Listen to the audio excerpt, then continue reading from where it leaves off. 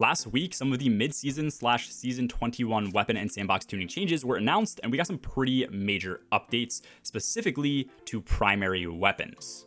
Auto rifles are getting a flat 25% damage increase, pulses, hand cannons, and sidearms are getting a 20% increase, and even scouts are getting a 10% increase too.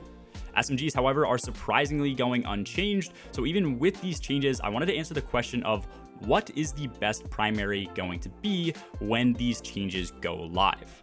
To compare weapons as accurately as possible, I want to compare the best of the best for each weapon archetype. So I started by going over the D2 outgoing damage spreadsheet, which has all of the base primary weapons and relative damage values based on rolls with no perks. And since primaries tend to be used against minors, I'll be using those values in the testing as well. For auto rifles, surprisingly, rapid fire frames are the best archetype right now. I was expecting adaptives to be better, but rapid fires are going to have higher DPS across single mags and multiple reloads. For scouts, rapid fires are also the best by a landslide. They hit for the least base damage, but the RPM is what makes them the best option. Pulses are going to be rapid fire frames as well. Hand cannons do have the best with precision frames, but realistically, I think the best for ad clear overall is still going to be a 140 RPM, so I'll be using that to test. And then for sidearms, rapid fire frames, aka the full auto sidearms, are the best as well. Okay, so first things first, I wanted to hop in and get some damage testing values with each primary, and I am also using primaries in the energy slot. Nothing will be kinetic in this video because that will scale up the damage slightly. Here, we're hitting for 2,097 damage just with funnel web, which again is a 900 RPM SMG. Frosty, which is our rapid fire scout, hits for 5,431 in the head against all these acolytes. For our rapid fire auto rifle, I have Sweet Sorrow. As you're gonna see with minor spec, like all of these have, this is gonna headshot for 1604 damage on every red bar acolyte. For our hand cannon, I'm using Nation of Beasts, which is a 140. I know I mentioned 180s are technically better DPS, but realistically 140s are way better for all PvE activities. So as we see, 9104 is our headshot value. For our rapid fire pulse rifle, I just have Grid Skipper on. This is for 2,164 per headshot. Lastly, for our sidearm, I'm using the brand new Raid sidearm, which is full auto and a 450 RPM. As you're gonna see, that hits for 3,871 per crit. Looking now at the DPS each weapon deals, I know DPS doesn't really matter for primaries, but this is going to give us a pretty good understanding of how fast each weapon will be able to kill just as a baseline. And I also did use 3 mags at max reload speed with Lunafaction boots so that any outliers would automatically be reduced, and so something with a smaller mag size wouldn't show inflated DPS numbers. Lightweight SMGs like funnel web are going to be dealing around 230,000 damage across 3 magazines. This also is not accounting for any perks increasing damage or extending the magazine size. This took around 9.72 seconds, bringing our DPS up to 23.9 thousand. Rapid fire scouts would have dealt 277,000 damage in 13.46 seconds, bringing their DPS out to 20.6 thousand.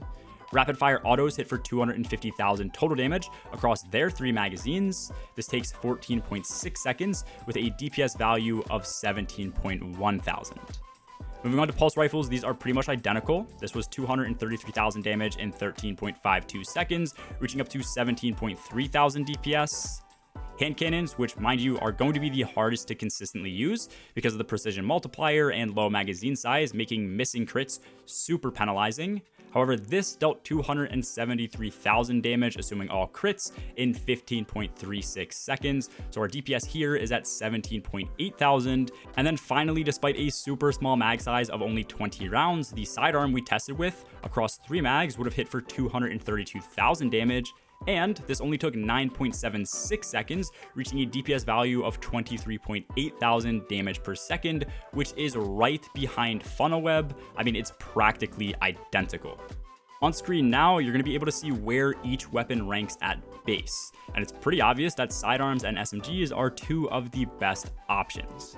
After this, you see a massive drop off down to scout rifles. Then you see another noticeable drop off to hand cannons, autos, and pulses. And I did end up grouping the pulses and autos here because I can only show 5 metrics with this graphic, and they deal pretty much the exact same DPS currently.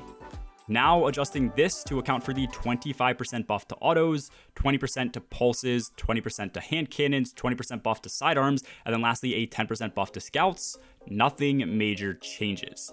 However, sidearms do jump up to the best option for a primary by a landslide in terms of DPS.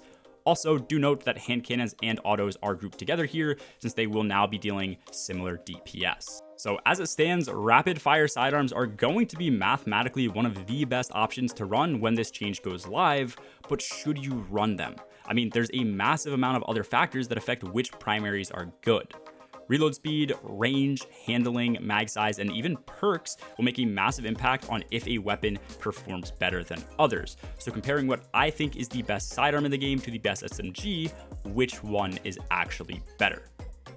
Starting off with SMGs first, I think Funnel Web is by far the best energy SMG that we have, and I am just comparing energy weapons so that we don't get that 10% or 15% increase from kinetic weapons, comparing that to any energies, which would skew results. At base, 900 RPM SMGs compared to the 450 full auto sidearms are going to have a way higher magazine. They're going to have a base range stat that is also much higher. And then as far as their handling goes, they tend to have better handling too, but I think that can also come down to the roll that you have, the perks that you have, and other things. Either way, the range and the magazine size are two extremely important factors in PvE. So as of right now, I think that's the main reason that you see 900 RPM SMGs used way more frequently than sidearms, because even though the DPS is technically similar, you just have better options when you have a larger mag size and more range.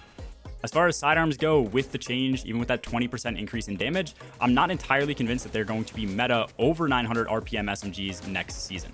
As you're going to see in this gameplay, I am reloading quite often because I have an extremely small base mag size. This can obviously be fixed with increased mag size perks and also with things like rewind rounds, which I covered, but it's never going to be able to compete with something like a 37 to 40 round mag of something like Funnel Web. The reload speed and the handling are also going to be great still, but as you're going to see, I still get damage fall off from an increasingly close range compared to an SMG. And then with that, as I am shooting at further ranges, like at this Hobgoblin, my reticle is jumping all over the place, and that's even with me trying to control the recoil. So your reticle doesn't always line up with where the bullet's going. There is a ton of recoil that you have as well, and it makes it hard to use these weapons in my opinion.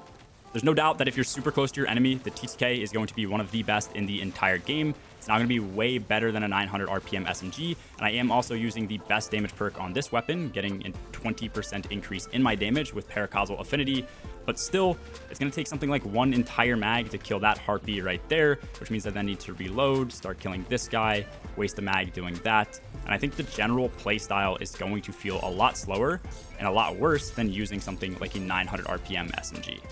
Considering the fact that sidearms and SMGs are already dealing extremely similar DPS, I don't think that sidearms getting another 20% increase compared to SMGs is really going to make them shoot up in their usage rate.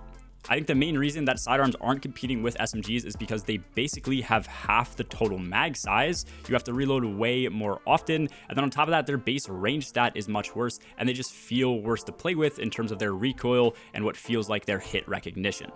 I wouldn't be surprised if some of these sidearm rolls that I covered in this video end up being a lot better than most of the SMGs in the game, but I think comparing the top of the top for both sidearms and SMGs, even with the 20% increase to sidearms only, isn't going to make that much of a difference. I could be completely wrong, and we'll have to wait until this update goes live for us to test it out ourselves and see how it really feels. But let me know what your thoughts are on sidearms versus SMGs in the comments down below, along with other primaries that you think need more or less love in the sandbox right now. Anyways, that's all for this video. As always, have a good one, guys. Peace.